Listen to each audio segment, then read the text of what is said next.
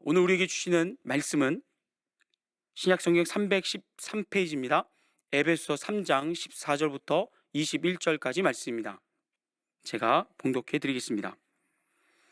이러므로 내가 하늘과 땅에 있는 각 족속에게 이름을 주신 아버지 앞에 무릎을 꿇고 비노니 그의 영광의 풍성함을 따라 그의 성령으로 말미암아 너희 속사람을 능력으로 강건하게 하시오며 믿음으로 말미암아 그리스도께서 너희 마음에 계시게 하시옵고 너희가 사랑 가운데서 뿌리가 박히고 터가 굳어져서 능히 모든 성도와 함께 지식에 넘치는 그리스도의 사랑을 알고 그 너비와 길이와 높이와 깊이가 어떠함을 깨달아 하나님의 모든 충만하신 것으로 너희에게 충만하게 하시기를 구하노라. 우리 가운데서 역사하시는 능력대로 우리가 구하거나 생각하는 모든 것에 더 넘치도록 능히 하실 이에게 교회 안에서와 그리스도 예수 안에서 영광이 대대로 영원 무궁하기를 원하노라. 아멘. 이 시간 에베소의 성도들을 위하여 했던 바울의 기도를 마지막으로 우리가 살펴보면서 더 넘치도록 능히 하실 이 라는 제목을 가지고 하나님의 말씀을 증거하겠습니다. 2000년 전 사도 바울이 에베소의 성도들을 위하여 기도했던 그 제목들을 간단하게 요약해 드리면요, 먼저 성령으로 말미암아 저들의 속사람이 강건하게 되는 것과 또 믿음으로 말미암는 예수 그리스도의 내주하심, 그리고 세상 모든 지식을 초월하는 그리스도의 사랑을 온전히 알고 깨닫는 것을 바울은 구했습니다. 이러한 바울의 기도 제목들을 가만히 묵상해 보면 우리는 이 기도 제목들에서 두 가지 공통점을 찾아볼 수 있는데요. 첫째는 뭐냐면 바울이 구하는 것들은 모두 구원받은 성도만이 누릴 수 있는 복이라는 사실입니다. 여러분, 하나님의 성령으로 영이 강건해지는 것과 또 예수 그리스도의 내주하심, 그리고 세상 지식의 한계를 뛰어넘는 그리스도의 사랑은요, 구원받지 않고서는 결코 이해할 수가 없습니다. 왜냐하면 구원받기 전에는 그 영이 허물과 죄로 인하여 죽어있기 때문이죠. 따라서 영이 죽은 상태에서는 성부, 성자, 성령 하나님에 대한 감각이 전혀 없고요, 속사람의 강건함이나 예수 그리스도의 가치를 이해할 능력이 전혀 없습니다. 따라서 불신자들이 볼 때에는 이 바울의 기도가요, 아마도 그들이 봤을 때는 무의미하고 미련한 행위로 보일 것입니다. 하지만 구원받은 우리 성도들은 어떻습니까? 예수님을 구원자로 확실히 믿고 거듭난, 그래서 우리의 영이 살아난 성도들은요, 오늘도 우리는 바울과 동일한 제목으로 기도하고 있습니다. 바울의 기도가 2000년 전의 것이라고 해서 낡거나 화석화된 문자로 우리는 치부하지 않고요, 2000년이라는 시간의 간격을 훌쩍 뛰어넘어서 오늘도 우리 성도들은 속사람의 강건함과 예수 그리스도의 주인 되심과 지식에 넘치는 그리스도의 사랑을 구하고 있습니다. 그리고 우리가 이것을 구할 때마다 하나님의 은혜 안에서 우리가 이 복을 얼마든지 받아 누릴 수 있는 줄로 믿습니다.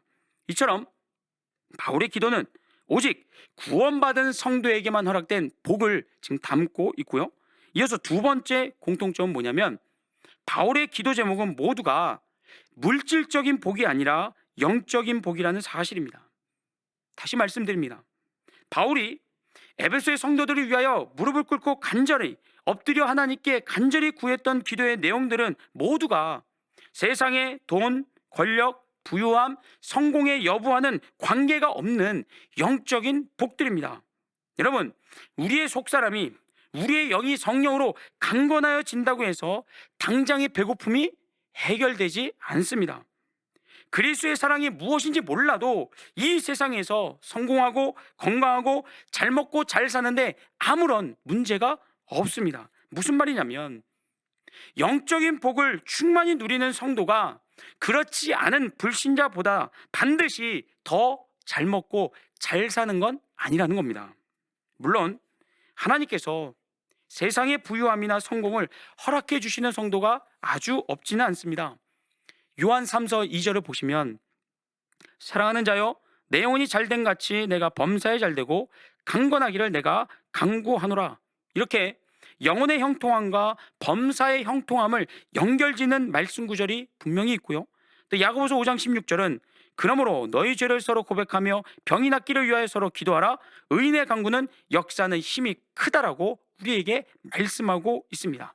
그리고 실제로도 우리 주변에는 사업에서 실패했다가 예수님을 믿고 재기에 성공했다는 간증이 있고요, 불치병에 걸렸다가 예수님을 믿고 병을 치료받았다는 간증들이 종종 들려옵니다. 성도들 가운데 예수 믿고 받은 물질적인 복, 형통함의 복이 아주 없는 것은 아닙니다. 그러나 분명하게 성경은요, 특히 예수님의 초림 이후에 기록된 신약 성경을 보시면 우리 성도들에게 세상의 물질적인 복에 대한 약속보다도 사실은 뭐가 더 훨씬 많냐면 믿음으로 인한 고난과 핍박에 대한 말씀이 더 많다는 겁니다. 그것에 해당되는 구절을 다 찾기에는 시간이 부족해서요, 대표적인 구절 하나만 보겠는데요, 요한복음 15장 19절입니다. 이 요한복음 15장 19절은 왜 우리 성도들이 믿음으로 인하여 이 세상에서 고난과 핍박을 피할 수 없는가, 당할 수밖에 없는가, 그 이유를 설명해 주는 말씀인데요, 한번 보시죠. 너희가 세상에 속하였으면 세상이 자기 것을 사랑할 것이나 너희는 세상에 속한 자가 아니요 도리어 내가 너희를 세상에서 택하였기 때문에 세상이 너희를 미워하느니라.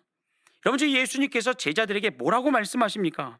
너희가 세상에 속하였으면 세상이 너희를 사랑할 것이다. 세상이 너희를 어여쁘게 귀엽게 이쁘게 봐줄 것이다. 하지만 내가 너희를 택하여 내 사람이 되게 했으니 세상이 너희를 어떻게 한다고요? 미워한다고요. 그 증거로 당장 예수님부터 어떻게 됐습니까? 세상에 미움을 받아 십자가에 못 박혀 죽음을 당하셨습니다. 또한 그 뒤를 따랐던 예수님의 제자들 역시 대부분 순교를 당했습니다. 가장 늦게 사도의 반열에 오른 바울도 전도 여행 가운데 숱한 고난과 핍박을 당하다가 결국에는 네로 황제에게 의해 붙잡혀 순교를 당하고 맙니다. 지금도 교회가 없는 곳에 교회가 세워지고 복음이 전파되는 현장에서 수많은 성도들이 희생되고 있습니다. 여러분, 이 같은 성경의 말씀과 신실한 성도들이 남겨놓은 그들의 삶의 흔적들이 우리에게 무엇을 말해줍니까? 예수 믿는 성도에게 있어서 물질적인 복이나 세상의 형통함은 결코 보편적이지 않다는 겁니다. 앞서 보았듯이 성경에는 성도에게 약속된 물질적인 복이나 세상의 부유함에 대한 약속이 분명히 들어 있습니다. 그러나 보다 중요한 것은 세상의 복과 형통함에 대한 약속보다 뭐가 더 많다고요? 믿음 때문에 예수님께 속했다는 이유만으로 세상에 미움을 당하고 핍박과 환난과 조롱과 무시를 당한다는 그 경고의 말씀이 성경 안에 훨씬 더 많이 들어 있다는 겁니다. 그러니 따지고 보면 무엇이 우리 믿는 성도들에게, 구원받은 성도들에게 더 보편적이고 당연하다고 이야기하는 겁니까? 믿음 때문에 손해를 당하고 억울한 일을 겪는 경우가 더 일반적이라는 겁니다. 이것이 세상의 미움을 받는 성도의 당연한 일이라는 겁니다. 그런데 여러분, 이러한 고난과 핍박에 대한 성경의 경고보다 더 놀라운 사실이 있는데요, 그건 뭐냐면 믿음으로 인하여 당하는 어떤 고난과 어려움도 넉넉히 이길 수 있는 힘, 환난과 핍박 중에서도 흔들림 없이 우리의 믿음을 지킬 수 있는 그 능력은요, 영적인 복으로부터 나온다는 겁니다. 우리 성도들이 적극적으로 우리를 미워하는 이 세상에서 믿음을 지키고 승리할 수 있는 비법은 우리가 얼마나 이 세상에서 잘 먹고 잘 사느냐, 얼마나 우리가 높은 지위와 권력을 갖고 있느냐, 얼마나 우리가 부유하고 넉넉하게 살아가느냐에 있지 않다는 겁니다. 무엇에 달려있다고요? 얼마나 우리가 영적인 복으로 충만한가, 여기에 달려있습니다. 다시 말씀드립니다. 예수 믿지 않는 불신자들도 수고하고 노력하면, 땀 흘리면 얼마든지 가질 수 있는 세상의 돈이나 성공이나 자랑이 우리 믿는 성도들의 능력이 아니라는 겁니다. 성도의 능력은 오직 구원받은 자에게만 허락되는 하나님의 은혜, 하늘로부터 주어지는 영적인 복, 그것이 세상의 핍박과 환난을 견뎌내고 이겨낼 수 있는 힘과 능력이 되는 줄로 믿습니다. 사도행전 19장을 보시면요, 사도 바울이 3차 전도여행 가운데 겪었던 한 가지 사건이 거기에 기록이 되어 있는데요. 어떤 사건이었냐면 사도 바울이 에베소에서 사역하고 있을 때 아데미 여신의 조각상을 판매하던 데메드리오라는 사람이 일으킨 폭동입니다. 당시 에베소에는요, 고대 세계 7대 불가사의 중에 하나인 그런 거대한 아데미 신전이 세워져 있었습니다. 기원전 6세기에 세워진 건축된 이 아데미 신전은 에베소의 명물이 되어서 늘 관광객과 순례객들로 북적였습니다. 무엇보다도 그 아데미 신전을 방문하는 사람들은 예물로 그 아데미 여신의 모습을 조각한 그 조각상을 바쳤기 때문에요. 이로 인하여 아데미 여신의 조각상을 제작하고 판매하는 그런 산업이 에베소에서 굉장히 성행했습니다. 그런데 바울이 에베소에 와서 복음을 전하기 시작하면서 이렇게 잘 되던 사업에 먹구름이 들이웁니다. 바울을 통해서 하나 둘씩 사람들이 예수님을 믿기 시작했고요. 시간이 지날수록 예수님만을 고백하는 그런 성도의 수가 점점 더 늘어나는 반면에 아데미 신전을 찾는 발걸음은 상대적으로 줄어들게 되었습니다. 이러한 고객 감소는 아데미 조각상을 판매하는 상인들뿐만 아니라 그 조각상을 제작하는 공방에까지 수익 감소로 이어지게 되었고요. 이에 분노했던 상인 중에 하나인 데메드리오가 주변의 동료들을 선동해서 시위를 벌이게 됩니다.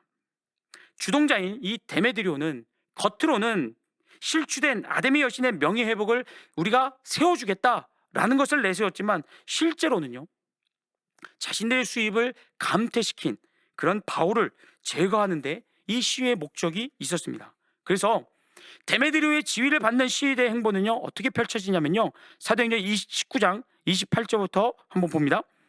그들이 이 말을 듣고 분노가 가득하여 외쳐 이르되 크다 에베소 사람의 아데미아니 온 시내가 요란하여 바울과 같이 다니는 마게도냐 사람 가이오와 아리스타고를 붙들어 일제히 연극장으로 달려 들어가는지라. 데메드리오는 숨어있는 바울을 찾아내고자 바울의 동료인 가이오와 아리스타고를 붙잡아서 연극장에 구금시켰습니다. 그리고는 자신들의 세력을 과시하며 이 성도들을 위협했습니다. 이후에 어떤 일이 벌어지냐면요, 19장 35절입니다. 서기장이 무리를 진정시키고 이르되 에베소 사람들아, 에베소시가 큰 아데미와 제우스에게서 내려온 우상의 신전지기가 된 줄을 누가 알지 못하겠느냐. 이 일이 그렇지 않다 할 수 없으니 너희가 가만히 있어서 무엇이든지 경솔이 아니하여야 하리라. 신전의 물건을 도둑질하지도 아니하였고 우리 여신을 비방하지도 아니한 이 사람들을 너희가 붙잡아 왔으니. 자, 지금 35절에 등장하는 이 서기장은 누구냐면 에베소 시의 법을 만들고 예산을 관리하고 집행했던 그 시의 최고 권력자였습니다. 그런 서기장이 직접 전면에 나서서 이 시위대를 지금 진정시켰다는 것은 당시 데메드리오가 일으켰던 이 그 시위대 규모가 얼마나 컸고 심각했었는지를 잘 말해주고 있습니다. 그런데 문제는 뭐냐면 여러분, 서기장이요, 지금 시위대가 붙잡아 온 이 가이오와 아리스타고를 향해서 무엇을 선포하고 있습니까? 무죄를 선포하고 있습니다. 즉, 이 사건은 무지한 사람들을 강제로 연행해서 협박했던 이 시위대에게 100%의 과실이 있었고 죄가 있는 일이었습니다. 그런데 계속해서 말씀을 보시면 38절이요. 만일 데메드리오와 그와 함께 있는 직공들이 누구에게 고발할 일이 있으면 재판날도 있고 총독들도 있으니 피차 고소할 것이요. 만일 그 외에 무엇을 원하면 정식으로 민회에서 결정할지라. 오늘 아무 까닭도 없는 이 일에 우리가 소요 사건으로 책망받을 위험이 있고 우리는 이 불법 집회에 관하여 보고할 자료가 없다 하고 이에 그 모임을 흩어지게 하니라. 에베소시의 최고 권력자였던 서기장이 직접 나서서 무지한 사람들을 강제로 끌어오고 협박한 것에 대하여 시위대의 잘못을 지적했습니다. 또 40절에서는요, 이번 집회가 아무 이유 없는 불법적으로 진행된 것임을 분명하게 밝혔습니다. 그렇다면 여러분, 서기장이 이 사태를 어떻게 마무리했어야 맞습니까?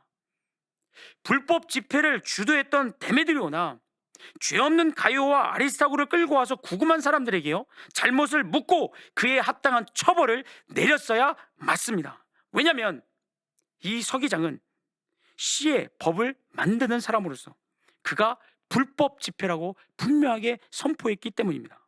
그러나 우리가 말씀에서 본 것처럼 실제로는 어땠습니까? 이 불법 집회와 관련해서 누구도 처벌받지를 않았습니다. 집회를 주도하고 폭력적인 행동을 사주했던 데메드리오나 또 무지한 가이오와 아리스타고에게 정신적으로 육체적으로 피해를 주었던 시위대 중에 누구 하나 처벌받지를 않았습니다. 왜 처벌받지 않았을까요? 서기장이 성도들의 편이 아니었기 때문입니다. 그도 아데미 여신을 믿는 추종자로서 단지 자신의 정치적인 그런 안전을 위해서 시위대를 저지했을 뿐 그에게는 성도들을 보호해 줄 이유나 그런 생각이 전혀 없었다는 겁니다. 그렇기 때문에 서기장은요, 지금 이 집회가 불법이다, 너네는 지금 죄 없는 사람들을 붙잡아와서 연행했고 구금했다라고 그들의 잘못을 지적하면서도 책임을 묻지 않습니다. 또 피해자들에게 사과 한마디 하지 않고 그냥 어떻게 합니까? 시위대를 집으로 돌려보냅니다. 이런 씁쓸한 결말을 보면서 우리는 당시 에베소에서 아데미의 그 여신 조각상을 만들어 팔았던 상인들의 파워가, 그들의 영향력이 얼마나 대단했는지를 알 수 있습니다. 감히 시의 최고 권력자인 서기장조차도 어떻게 하지 못할 만큼 상인들이 갖고 있었던 영향력과 기득권은 대단했습니다. 그러니 여러분, 이 모습을 지켜보았던 성도들의 마음이 어땠을까요? 만약에 폭동의 주동자와 가담자들 모두가 엄하게 처벌을 받았다면 아마 성도들은 마음의 위로를 얻고 앞으로의 신앙생활에도 용기를 얻었을 겁니다. 그러나 정작 에베소의 최고 권력자라고 하는 이 서기장이 불법은 행한 상인들의 눈치를 슬슬 보는 바람에 성도들은요, 자신들의 원수들이 얼마나 강한 힘을 가졌는가, 얼마나 대단한 사람들인가만을 확인했을 뿐이고요. 더욱이 이 소요 사태가 끝나고 난 다음에 성경을 보시면 든든한 버팀목이 되었던 바울까지도 곧장 에베소를 떠나게 됩니다. 그러니 인간적인 관점에서 보면 당시 에베소 성도들에게 가장 필요한 것, 인간적인 관점에서 보면 가장 필요한 것이 무엇이었을까요? 공권력도 압도하는 상인들의 기득권, 저들의 영향력보다도 더 큰 힘, 더 큰 세상의 권력이 성도들에게 필요했을 겁니다. 데메드리오와 동료들이 다시는 찍소리도 못하게 짓누르고 압도할 수 있는, 그들의 입을 막을 수 있는 그런 세상의 힘, 교회가 그 힘을 가져야 성도들은 마음 놓고 신앙생활 할 수 있었을 겁니다. 만약에 세상의 관점으로 이 사건을 보게 되면 그런 세상의 힘을 성도들이 필요로 했을 것이다라고 생각할 수 있습니다. 그러나 재밌는 것은 바울이 이 소요 세태를 다 겪고 난 후에 에베소를 떠날 때 성도들에게 다음과 같은 태도를 취합니다. 사도행전 20장 1절을 보세요. 소요가 그침에 바울은 제자들을 불러 권한 후에 작별하고 떠나 마게도냐로 가니라. 어떻습니까? 바울은 지금 앞으로 큰 어려움을 당할 것이 뻔한, 앞으로 큰 장애물이 놓여있는 그런 성도들을 위하여서요, 그 흔한 축복기도 한번 해주지 않습니다. 하나님, 에베소 교회를 더욱 성장시켜 주셔서 세상 사람들에게 무시당하지 않게 하시고 성도들 가운데 힘 있는 자, 성공한 자들이 많이 나와서 에베소 교회를 세상의 미움으로부터, 세상의 위험으로부터 지켜 주옵소서. 여러분, 이런 축복기도 한마디 하지 않습니다. 지금 성도들에게 필요한 당면한 필요에 대한 어떤 도움도 하나님께 바울은 구해주지 않습니다.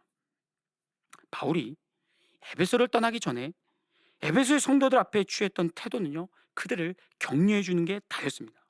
성경에는 당시 바울이 어떤 격려를 해줬는지 그 내용은 나와 있지 않습니다. 그러나 과거에 바울이 했던 격려를 우리가 참고할 때 아마도 이번에도 동일한 내용으로 에베소 성도들을 격려해 주지 않았나 싶습니다. 뭐냐면 사도행전 14장 22절입니다. 사도행전 14장 22절. 제자들의 마음을 굳게 하여 이 믿음에 머물러 있으라 권하고 또 우리가 하나님의 나라에 들어가려면 많은 환난을 겪어야 할 것이라 하고. 여러분, 이 권면이 언제 이루어진 거냐면요, 바울이 1차 전도 여행 때입니다. 그때 비시디 안디옥과 이고니온을 거쳐서 루스라에 바울이 가서 복음을 전하고 있었는데, 그때 저 멀리 비시디 안디옥과 이고니온에서 유대인들이 바울을 뒤쫓아와서는 루스라에서 바울을 죽일 생각으로 그에게 돌을 던졌습니다. 바울이 얼마나 돌에 맞았는지는 모르지만 그가 거의 죽은 것처럼 보이게 되자 유대인들은 돌을 내려놓고요, 시체처럼 변해버린 그의 몸을 성 밖으로 던져놓고는 각자 집으로 돌아가게 됩니다. 하지만 바울은 죽지 않았습니다. 죽은 것처럼 보였지만 죽지 않았습니다. 하나님의 은혜로 바울은요, 기적처럼 소생했습니다. 그의 몸이 회복되었습니다. 이후에 바울은 다시 비시디 안디옥과 이고니온을 찾아가서 자신을 통해서 예수님을 믿게 된 성도들을 만났습니다. 자기를 쫓아와서 죽일 듯이 돌을 던졌던 그 유대인들의 틈바구니 속에 놓여있는 그 성도들을 만났습니다. 그리고는 그들에게 격려해 준 말씀이 바로 사도행전 14장 22절의 말씀입니다. 다시 한번 보실까요? 제자들의 마음을 굳게 하여 이 믿음에 머물러 있으라 권하고, 또 우리가 하나님의 나라에 들어가려면 많은 환난을 겪어야 할 것이라 하고. 이거는 제 생각이지만 바울은 아마도 에베소의 성도들에게도 동일한 말로 격려해 주지 않았나 싶습니다. 앞으로 데메드리오와 그의 동료들이 또 어떤 계략을 꾸며내고 성도들을 핍박할지 모르는 상황, 너무나 자명한 그런 상황 속에서 그래도 너희는 예수 믿는 믿음 안에 머물러 있으라. 우리가 하나님의 나라에 들어가려면 많은 환난을 겪어야 할 것이라고 아마도 바울은 에베소의 성도들을 격려해 주었을 겁니다. 제가 이렇게 추측하게 된 것은요, 사도행전 20장 17절 말씀, 그 이하의 말씀 때문인데요. 이제 에베소를 떠나서요, 바울이 2차 전도행 때 세웠던 교회들을 재방문을 합니다. 그리고는 이제 발걸음을 예루살렘으로 향하게 되는데, 그렇게 예루살렘을 가던 중에 밀레도에서, 에베소에서 멀지 않은 밀레도에서 잠시 들려 에베소 교회 장로들을 만나게 됩니다. 그 자리에서요, 바울이 장로들에게 이렇게 얘기합니다. 사도행전 20장 25절을 보세요. 보라, 내가 여러분 중에 왕래하며 하나님의 나라를 전파했으나 이제는 여러분이 다 내 얼굴을 다시 보지 못할 줄 아노라. 바울이 이제 여러분이 내 얼굴을 다시 보지 못할 것이다 라고 이야기하는 거는요, 무슨 뜻이냐면, 지금 에베소 교회의 장로들을 만난 이 자리가 단순한 친교의 자리가 아니라는 거죠. 어쩌면 이 세상에서의 마지막 만남일지 모르기 때문에 바울이 하고 싶은 얘기는 그겁니다. 지금부터 내가 하는 말을 뭐로 들으라고요? 잔소리로 듣지 말고 내 마지막 유언으로 들으라는 겁니다. 그러면서 바울이 이렇게 말을 이어갑니다. 여러분은 자기를 위하여 또는 온 양떼를 위하여 삼가라. 성령이 그들 가운데 여러분을 감독자로 삼고 하나님이 자기 피로 사신 교회를 보살피게 하셨느니라. 내가 떠난 후에 사나운 이리가 여러분에게 들어와서 그 양떼를 아끼지 아니하며, 또한 여러분 중에서도 제자들을 끌어 자기를 따르게 하려고 어그러진 말을 하는 사람들이 일어날 줄을 내가 아노라. 그러므로 여러분이 일깨어 내가 3년이나 밤낮 쉬지 않고 눈물로 각 사람을 훈계하던 것을 기억하라. 여러분, 바울이 마지막이 될지 모르는 이 순간 속에서 지금 에베소 교회 장로들에게 남기는 유언의 말이요, 어떤 내용입니까? 지금까지 교회를 잘 섬겨주어서 고맙다, 수고했다. 여러분, 이런 칭찬이나 위로가 아니었다는 겁니다. 오히려 바울이 쏟아낸 말은요, 장차 닥쳐올 어려움에 대해서 경고할 뿐이었습니다. 내가 떠난 후에 사나운 이리가 교회에 들어와서 질서를 어지럽힐 것이다. 다른 복음, 거짓된 복음으로 성도들을 미혹시킬 것이다. 그러니 너희들, 감독자인 너희들, 목회자인 너희들은 긴장을 늦추지 마라. 정신 똑바로 차리고 내가 너희와 함께 있으면서 가르쳤던 예수 그리스도의 복음, 하나님의 말씀을 기억하고 그 말씀을 성도들에게 제대로 잘 가르쳐서 거짓 선지자들의 공격에 대비해라. 이것이 바울의 마지막 유언이었다는 겁니다. 그런데요, 이렇게 바울이 없는 동안 지금까지 수고의 수고를 거듭했던 장로들에게 칭찬 한마디가 없는 그런 바울의 건조한 유언보다도 더 놀라운 것은 장로들의 반응입니다. 이 말을 들으면서 장로들이 이렇게 반응합니다. 36절부터 38절입니다. 이 말을 다한 후 무릎을 꿇고 그 모든 사람들과 함께 기도하니 다 크게 울며 바울의 목을 안고 입을 맞추고 다시 그 얼굴을 보지 못하리라 한 말로 말미암아 더욱 근심하고 배에까지 그를 전송하니라. 여러분, 바울이 장로들에게 했던 말들 중에 무엇이 에베소 교회 장로들의 마음을 근심하게 했습니까? 다시는 내 얼굴을 보지 못하리라. 다시 얘기하면요, 사나운 일이 거짓 교사들 때문에 교회가 시끄러워질 것이고 어지러워지리라고 했던 바울의 그 무서운 경고, 여러분 그 경고가요 장로들에게는 별로 근심거리가 되지 않았다는 겁니다. 그냥 바울을 다시 못 본다는 거, 그게 안타깝고 그게 근심이 되었지, 그 앞서서 바울이 이야기했던 위험한 무서운 경고에 대한 내용들에 대해서는요 장로들이 별로 근심하거나 걱정하지를 않았다는 거죠. 왜 그랬을까요? 왜 장로들이 그 부분에 있어서는 반응이 그렇게 좋지 않았을까요? 그건요, 장로들이 이미 알고 있었기 때문입니다. 아까 사도행전 14장 22절 말씀을 통해서 유추해 보았듯이 데메드리오를 통해서 겪었던 그 어려움 뒤에 바울이 해주었던 격려의 말씀으로 이미 장로들은 알고 있었다는 겁니다. 무엇을요? 예수님께 속한 우리가 세상의 미움을 받는 것이 당연하다는 사실을요. 우리가 하나님의 나라에 들어가기까지 이 땅에서 많은 환난을 당연하게 보편적으로 일반적으로 겪을 수 있음을 에베소 교회 장로들은 이미 알고 있었다는 겁니다. 그렇다면 그 다음에 이어지는 질문은 이겁니다. 에베소의 장로들은 왜 세상으로부터 자신들이 미움과 핍박을 당할 줄 알면서도 교회의 리더가 되었냐 말이죠.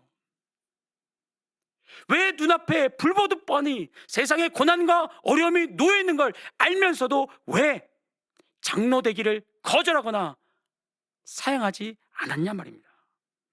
그것은요, 장로들 안에 세상의 어떤 환난과 핍박보다도 더 크고 더 강한 영적인 복이 충만해 있었기 때문입니다. 저들의 속사람은 성령으로 충만해 있었고요, 저들은 날마다 예수님과 동행하며 살았고요, 그리스도의 사랑의 깊이와 넓이를 더 알고 더 깨닫고 그것을 실천하는 용기로 충만해 있었기 때문에 바울이 경고하는 세상의 핍박이나 환난에 대하여 두려워하거나 걱정하거나 근심하지 않을 수 있었습니다. 사랑하는 성도 여러분, 우리가 지금까지 살펴봤던 바울의 기도, 속사람의 강건함, 예수 그리스도의 내주하심, 지식을 뛰어넘는 그리스도의 사랑은요 세상에서는 만들어낼 수 없습니다. 예수 믿지 않는 사람들은 감히 이것을 가질 수 없는, 오직 우리 믿는 성도에게만 허락된 영적인 복이요, 동시에 이 복들은 세상이 우리를 미워하는 것보다 더 크고 세상의 미움, 세상의 환난, 세상의 핍박보다도 더 크고 위대한 능력이 우리 안에 머물 수 있도록 그 능력을 발휘할 수 있는 비결이 되는 줄로 믿습니다. 왜 그런지 아십니까? 그것은 이 영적인 복을 주시는 하나님께서, 바울이 이렇게 고백하죠. 에베소 3장 20절입니다. 하나님 어떤 분이시냐면 우리 가운데서 역사하시는 능력대로 우리가 구하거나 생각하거나 모든 것에 더 넘치도록 능히 하실 분이기 때문입니다.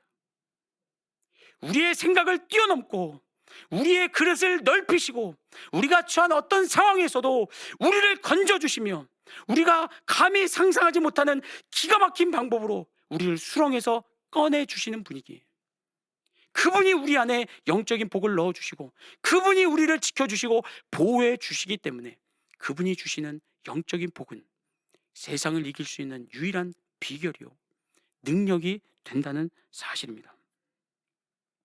이 영적인 복을, 그러니 저와 여러분 모두 다 오늘 하루만 누리시기엔 너무나 아깝습니다. 날마다 구하셔야 되고요, 기도를 쉬시면 안 됩니다. 이 영적인 복이 우리 안에 충만해 있을 때 우리는 어디 내놔도 성도로 승리할 수 있고요, 어디 내놔도 우리는 웃을 수 있고요, 어디에 가도 우리는 찬양할 수 있고요, 어떤 상황에서도 우리는 기뻐할 수 있고 감사할 수 있습니다. 그리고 우리를 핍박하고 조롱하고 무시하고 우리를 잡아먹을 듯이 달려드는 이리 같은 사람들을 향해서라도, 원수를 향해서라도 우리는 예수 그리스도의 복음을 전할 수 있습니다. 이 영적인 복을 여러분 다른 사람이 간증하는 것을 듣고 동의하는 것으로만 충분하지 않습니다. 바울은요, 에베소의 성도들이 단지 이 영적인 복을 그냥 머리로 알아라, 지식으로만 알려주기 위해서 기도한 것이 아니었습니다. 이 영적인 복을 삶 속에서 누리라는 거죠.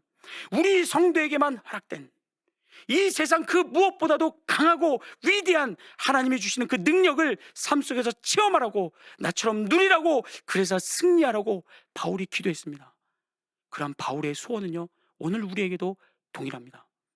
바라옵기는 저와 여러분 모두 다 우리의 생각에 넘쳐서 우리의 한계를 얼마든지 뛰어넘어서 역사하시는 살아계신 하나님의 붙들리고 그분 앞에 기도함으로 영적인 복으로 충만하여 져서 바울처럼, 에베소 교회 장로들처럼, 그리고 지금까지 믿음의 길을 묵묵히 걸어갔던 믿음의 선배들처럼 우리 앞에 놓여있는 이 순례의 길을 끝까지 승리하시며 완주할 수 있기를 주의 이름으로 축복합니다. 아멘.